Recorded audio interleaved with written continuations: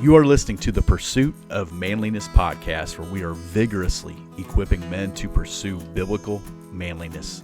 This is our midweek A Quiet Life podcast that focuses on living a quiet life, mind your own affairs, work with your hands, and be dependent upon nobody. For more information, visit us at thepursuitofmanliness.com. Well, men, I want to welcome you to our Quiet Life podcast. We do a Quiet Life podcast every Wednesday. So the Pursuit of Manliness has 3 podcast episodes per week. Monday, we typically have an interview with someone, wrote a book, have a ministry, do something interesting, whatever. On Wednesday, we do this Quiet Life podcast. We talk about living a quiet life. What does that look like? I've said a number of times, I'll continue to say, I believe the Lord has sent a large army of guys to the pursuit of manliness who, in many ways, 1 Thessalonians chapter 4, 11 through 12 encapsulates really what we're about. Aspire to live a quiet life, mind your own affairs, work with your hands, be dependent upon nobody. And so we try to look at aspects of that during the week. And then on Friday is Out in the Garage. It's literally me out in the garage with the Bible. We're going through a book of the Bible. Right now we're going through Exodus. And so a chapter at a time. It's not a deep theological study. It's meant to pull from the text what's happening, and then what do we do with that? So right now we're going through Exodus, and if you read Exodus 1, you say, well, what do I do with that? Is there any correlation to my life? Is there any similarities? Am I walking through something like that I can relate to this? And then take application away from that. And then, ultimately, the bigger picture is, can I share that with someone else? Before we get into Luke chapter 10, we'll start in verse 38. I do want to remind you, the Pursuit of Manliness gear store is currently closed for a little while for renovations. No, I'm just kidding. It is closed for right now. The only thing available in the gear store is the herd. And I'll talk about the herd a little bit more in the next few weeks. The reason why I left the herd up there right now, as the rest of the gear has been taken down, is because, forgive me, if you listen to the podcast on Monday, the interviews and stuff, there's a point where I stop the conversation and I say, you guys in the herd will continue that conversation over there. The guys in the herd, it's essentially a 1-year subscription to the Pursuit of Manliness. It starts whenever you sign up. You get some gear, you get a hat, patch, whatever. But you're a part of a community that's not a community. It's not built on social media. It's for guys who want to support the ministry, who don't need to be on Facebook all the time or Twitter or Instagram or whatever. And they get an email to them saying, hey, here's the content for the week. And every guest has been more than happy to oblige to continue the conversation. Sometimes the conversation goes a little deeper. Sometimes it just plumb continues with what we were talking about. And other times it's been a little lighthearted, but nevertheless, it's an interesting insight for another 10, 15 minutes. And so the herd guys get that as well. And then we have like quarterly Zooms and stuff. But I left that up because if I'm going to talk about that every week, I want to make sure that that's at least an option for guys who do want to sign up for that. And we have a very, very strong community. Again, if you're looking for like social media stuff, the herd's not for you. If you're looking for like a Bible study, the herd's not for you. If you're looking to support the Pursuit of Manliness, get a little bit of gear in exchange, but also get bonus content and stuff, this is for you. So enough of that.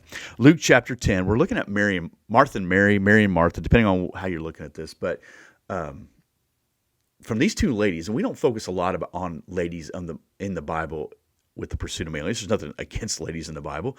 They're phenomenal human beings in here as well as the men. However, this is a podcast for men, so primarily we talk about the men. If we're going to talk about Abraham and Sarah, we're going to talk about Abraham. Rarely do we talk about Sarah. We typically talk about, what did Adam do as opposed to what did Eve do? I would assume women's ministries will focus more on the Eve than the Adam, so it doesn't matter. But in this instance, we're talking about it because I think there's a lot we could take from this text. Verse 38 of chapter 10 in Luke. Could I have said that any more difficult than what I just did? Luke chapter 10, verse 38. Now, as they went on their way, Jesus entered a village, and a woman named Martha welcomed him into her house. And she had a sister called Mary, who sat at the Lord's feet and listened to his teaching. But Martha was distracted with much serving, and she went up to him and said, Lord, do you not care that my sister has left me to serve alone? Tell her to help me. Okay, let's pause. Let's break this down. we've been talking about in December, living a quiet life, minding your own business, right? Like, but it has to get to your house. We love the idea of being a quiet life, a quiet life. But listen, I can't go live in my car in the woods somewhere. I have a family. I have a job. Most of you commute, or you have people you interact with. And so we like the idea of living a quiet life. We're working towards living a quiet life, but at the end of the day, there's a lot of stuff happening. We have a lot of responsibilities. I was doing the math today. I don't know how it came about, but kind of doing the math today about how many hours per day I work, and it doesn't matter. But it just didn't dawn on me till about last night. I thought, well, I'm still doing this at this time at night. It doesn't matter. We can get busy with a lot of stuff. Most of it, I believe, is productive stuff, and I do think we can squander some time. Here's the scenario. Jesus shows up to Mary and Martha's house. Mary and Martha are sisters to Lazarus. Lazarus, in Luke 11, I believe, is the one that, well, I know he's the one that Jesus raised from the dead, but Lazarus, their brother, obviously does well enough for himself that you can house Jesus, the 12 disciples, and who knows whoever else is following along. We talked about Matthew and all the Pharisees and people showing up. Just Jesus always had some clingers, people that were just hanging on, right?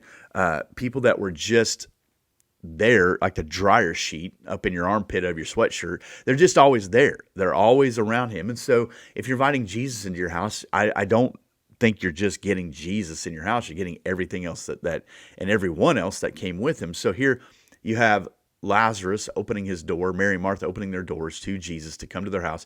Jesus clearly friends with them, has a good relationship with them. I mean, they went to him and said, Lord, if you were here, he wouldn't have died. This is where Jesus cries when Lazarus dies, brings him back from the dead. I'll tell you how close Jesus was to Lazarus and how much that hurt everyone or angered everyone, the religious leaders. They tried to find a way to kill Lazarus. Like, if this guy's alive, he hurts our case to kill Jesus. So Jesus was pretty close to this guy.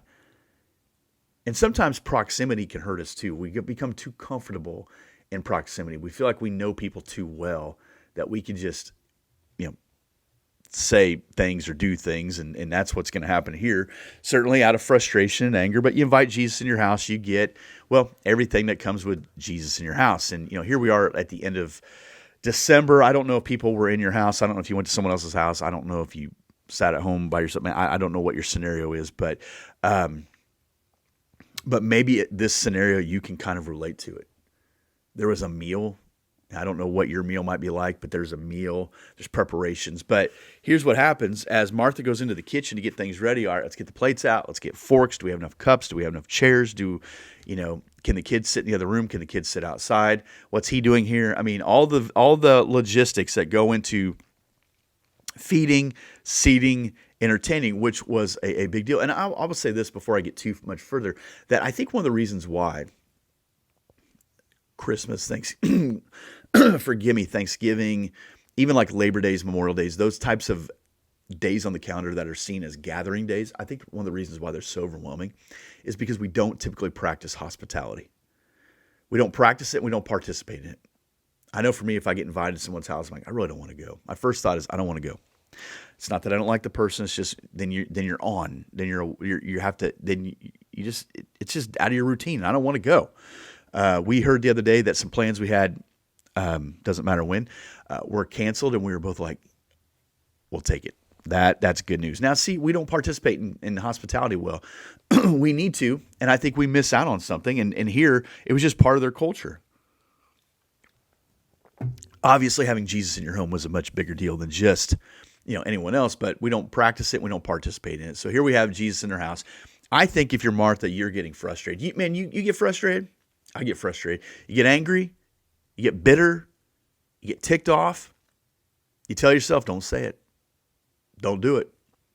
Don't respond that way. Martha, every time she made a trip to put the bread out, forks out, knives out, napkins out, I bet she had a heavy sigh. I bet she stomped her feet. I bet she slammed the door. I bet a bowl bounced off the counter. I bet she looks at Jesus thinking, okay, at some point he's going to tell Mary, you're not supposed to be sitting here anyways. Get up Go help your sister. How dare you be lazy right now?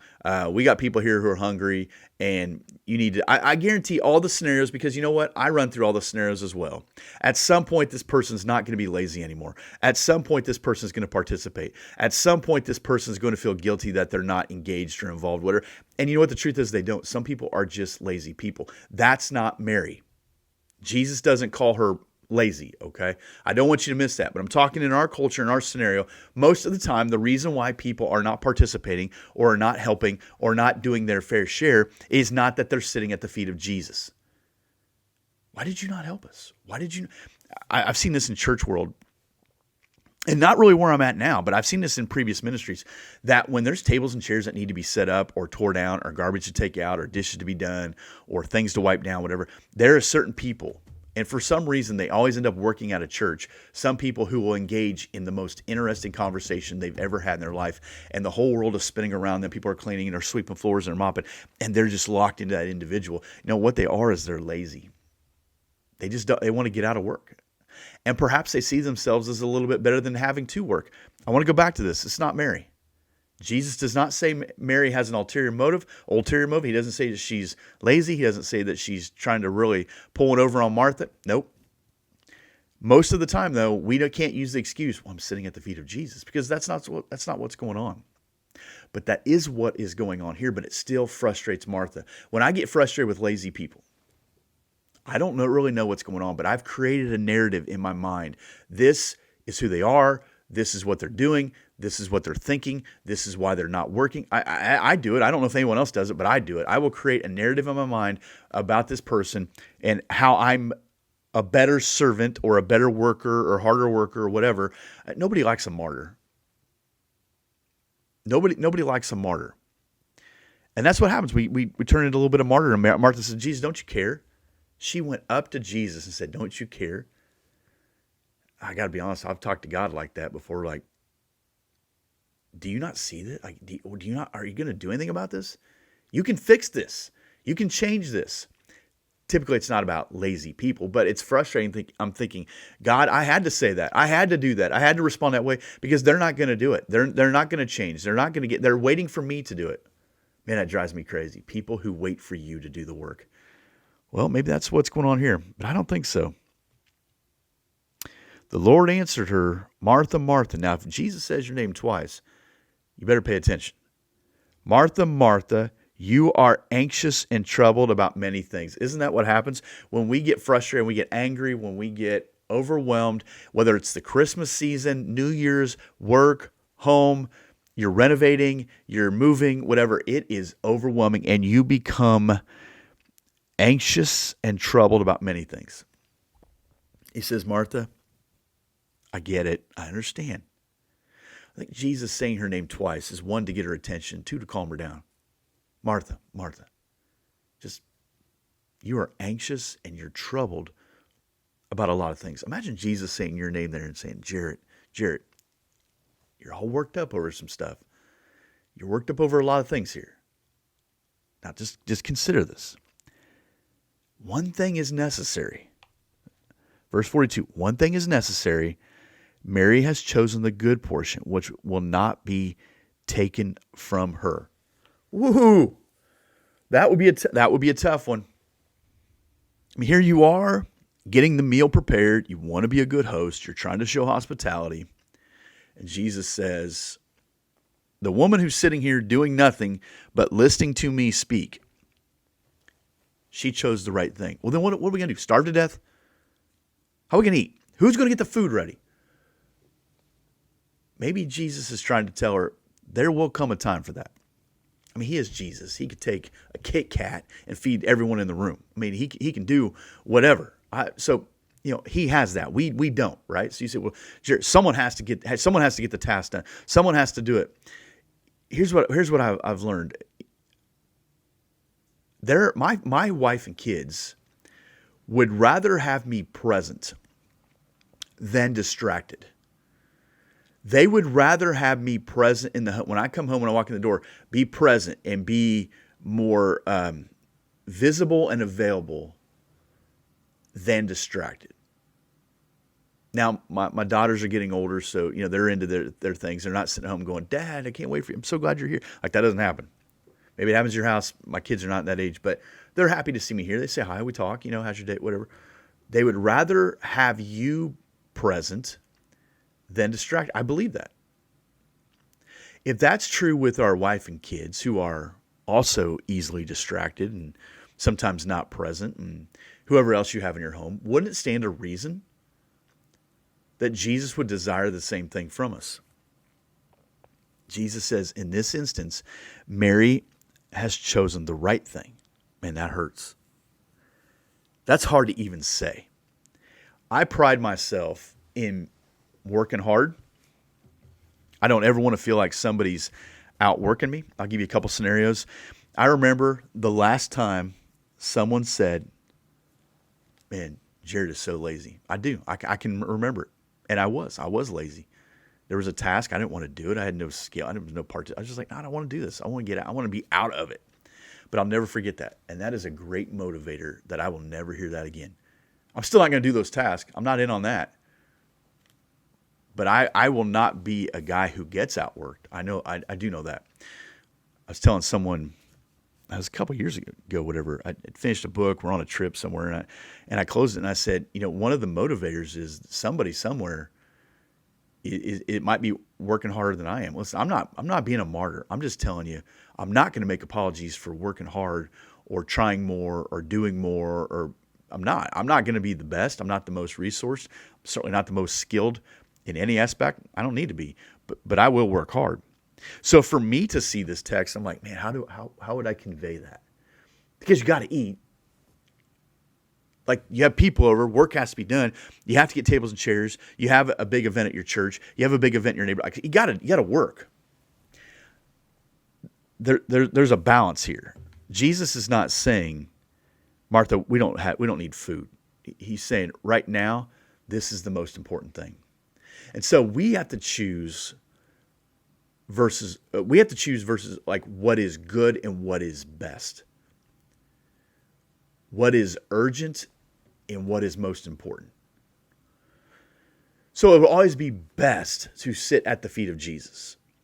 It will also always be best to serve Jesus and not be like, well, I'm trying to get attention. I'm trying to get somebody to notice. No, that's not going to work.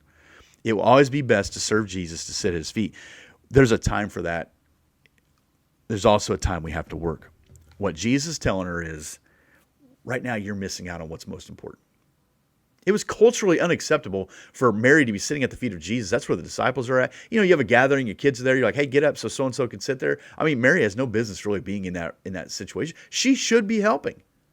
Based on their culture, Jesus said, no, she's chosen a good thing. Martha, you should take some notes from that. Ray Pritchard said this, knowing Christ must come before serving Christ, or else our service will be barren and our hearts will be frustrated. We can be so consumed with the doing, with the expectations that people put on us. I got to go here, I got to go here, I got to go here. I've said before, if your kids are involved in activities, sports, whatever, you're at the mercy of the coach or athletic director or whatever. They can have you running all over the place. Okay, we're going to Mount in middle of nowhere, Tennessee. Okay, we're going there. How far is it? 6 hours. We need a hotel. Okay, and there's a gate fee, and we have to live on Cheetos all weekend and Gatorade. Yeah, you got it. Okay, yep, okay. I'll do that. I'll take vacation time. We'll go do that. Why? Because everyone else is doing it. No, we're not. No, but people do. So expectation been placed on you. You have all these things you need to do, and then you wonder why you get back and everything's just disheveled. You spent your life being a semi-pro parent. You spent your vacation time or whatever. Man, this month there's constantly food in the house that we can't eat because it's going somewhere else. It's going to church, going to school, going to family, every time I come home, like, hey, I came home last night, food in a crock pot. I was like, yes, not for us. Who's it for? Small group. Our small group, she's part of a lady small group. We're going to have like a meal, of course. So what do we eat?